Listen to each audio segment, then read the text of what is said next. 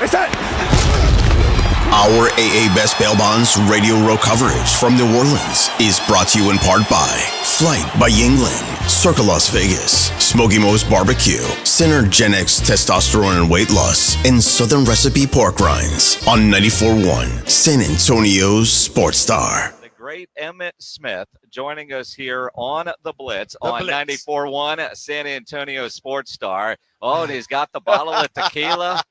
I come bearing gifts. Yes, you do. Come bearing gifts. Absolutely. Oh, she's getting the shot glasses out because, man, the way the Dallas Cowboys are, we need we need more shots. Yes, we need lots of shots. We need more shots. So we're going to do that live on the air with the great Emmitt Smith and the Herradura Tequila. Most definitely. Emmitt, you're looking good. I'm good, brothers.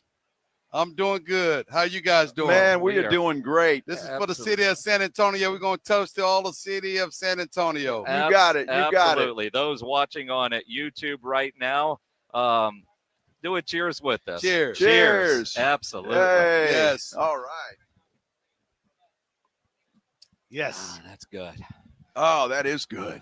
If you were asleep, you're awakened now. Absolutely. Well, and we needed that, Emmitt. Why did you need that?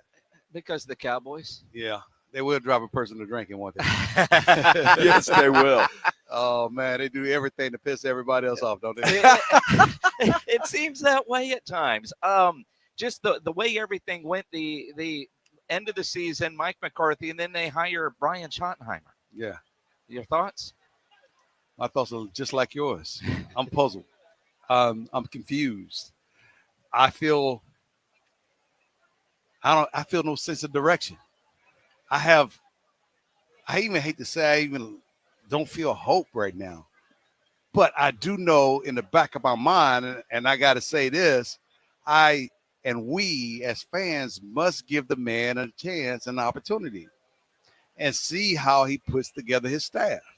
Because even if we don't believe in the hire, maybe we can believe in the staff that he puts together. Because great coaches can balance out a lot of different things that we may not be aware of. And if the staff is solid, then we have to pull back and look at, do we have the players that fits the system that he and his staff is going to put together for us to get back into the winning ways. Then after that, if we have the players, great. If we don't, this is not going to work out too well. So there's a lot of questions here that has to be asked and answered, and only time can tell. You know, Emmitt, let me ask you this, because as an offensive player, the continuity is what Jerry was saying that Schottenheimer brings, because it's still kind of the same as McCarthy. Does that really matter to an offensive unit? It does, in terms of the speed of recovery, because the learning curve is shorter. You just got to get adjusted to the style, the expectations. The question that I'm going to consistently ask is, what are the expectations? And do the expectations line up with the vision? And does the vision line up with the mission of the overall organization? Period. And if they can show that, and will that vision build the brand that's synonymous with excellence on the football field, and marry that against the excellence that you see in the brand building of the Dallas Cowboys? I think there's two different things that's happening here. Emmitt Smith joining us here on the Blitz. Cowboy fans are frustrated. Rightfully so. Cowboy legends are frustrated. Rightfully so. When I hear things that you have said, Michael, Troy, I mean, what we say on the radio, or just an average fan, Jerry doesn't hear that. Jerry hears when Emmitt speaks. Jerry I'm hears. not sure if he does or not. He should. I mean, Troy. I mean, Michael. You when you guys are expressing your frustration, when you're around Jerry, does he ever bring up comments that you've made? No. You ever just tell him, like, Jerry, what are you doing? Sometimes I apologize to him for saying some of the comments that I made. And you know, I mean, he is a wonderful man. He really is. He's a caring person. I mean, caring to the point where, and I got hurt in Chicago. on a Monday night game. Now, lost feeling in my lower extremities. He stayed with me overnight and stayed with me with the plane to make sure I got back to Dallas on the plane. So he's a caring man, don't get me wrong. And it hurts to even talk about it from this perspective, but sometimes, as great coaches do, players sometimes get a little lackadaisical. And great coaches remind them of what the main thing really is.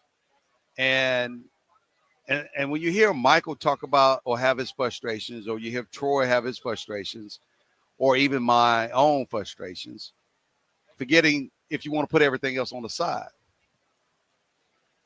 If he hears these things, one would hope that it resonates somewhere and he says, you know, I may have to take a second look at what I'm doing.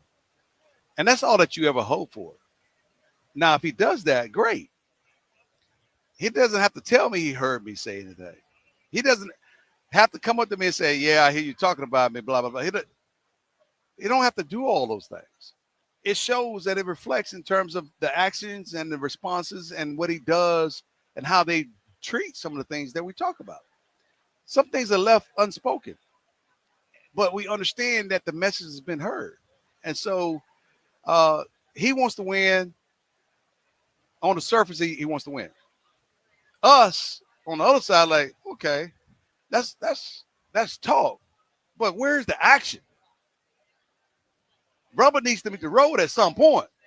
You can't just be spinning your wheels and you know, as they say, pouring water on my head and making me thinking that, you know, it's raining outside.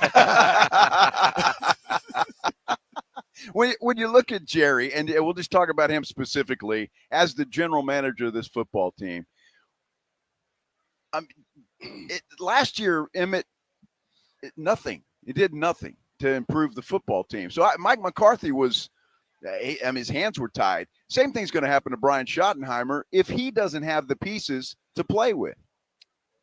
If he doesn't have the pieces to play with, now you're going to the things that I talked about. What kind of staff he's putting together and what kind of system they're going to run. And do we have the pieces of the puzzle that fits the systems?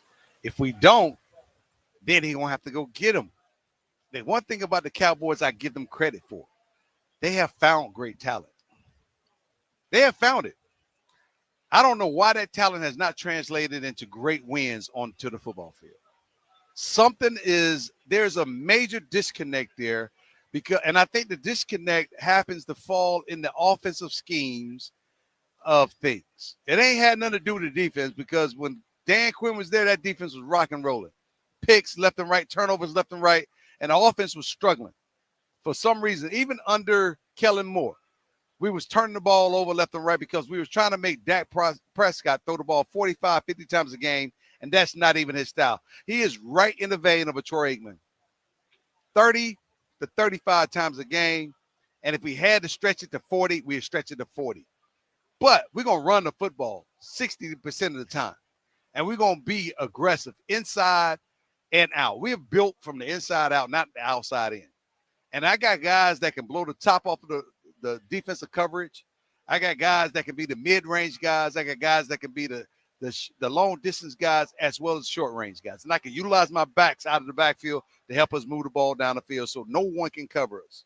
We're going to be and put pressure on teams. That was the 90s style. Right now, we got a hybrid. And hybrids means you don't know what the hell you're running. You're running something because you like it, and it may fit a certain style, but it doesn't fit everybody's style. Great marks of great coaches are when they make a system that's suitable for everybody.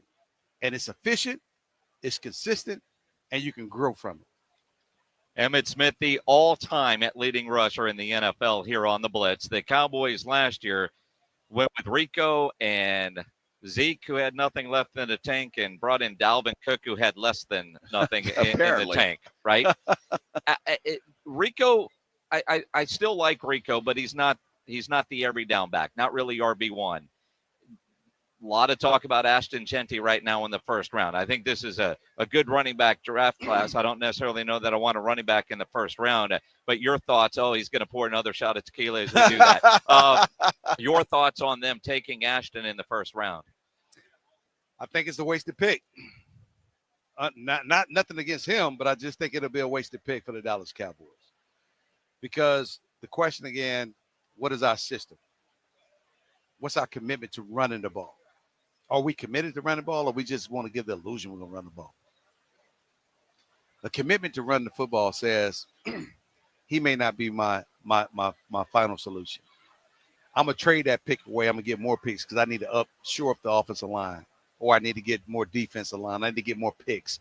And so, therefore, I got to move things around so I can get enough picks so I can fill gaps and maybe bring the team back quicker that way. Cheaper players, et cetera, et cetera. So I got enough money tied up in 2 or 3 players, let alone I got to get Michael Parsons some money coming up. So I got to figure out how to manage all these things. So taking in Ashton Gentry right now, it's not going to do him any good if he run around a makeshift offensive line. It's not going to do Dak any good if he can't get back there and drop back and pass and throw the ball, especially after he just tore his hamstring off the bone. Mm-hmm. So let's be honest with ourselves. What the hell are we talking about? And why are we looking at this particular position when we have so many other holes that needs to be filled? This kid, you bring him in with his expectations so great, when he falls or when we don't provide him with the opportunity to be great, we make bad decisions. Let's not compound bad decisions with more bad decisions. Well, I'll tell you, a great decision on Super Bowl Sunday is getting into the store and getting some of that Herradura Tequila. Most definitely. I agree. Most definitely. That's a great decision somebody's going to make on Super Bowl Sunday. Should be. I'm going to make it. You're going to make it. I think I'll make it too. The great Emmitt Smith. Always appreciate you spending some time with us down in San Antonio, the South Texas home on radio of the Dallas Cowboys. Well, thank you guys. Appreciate it.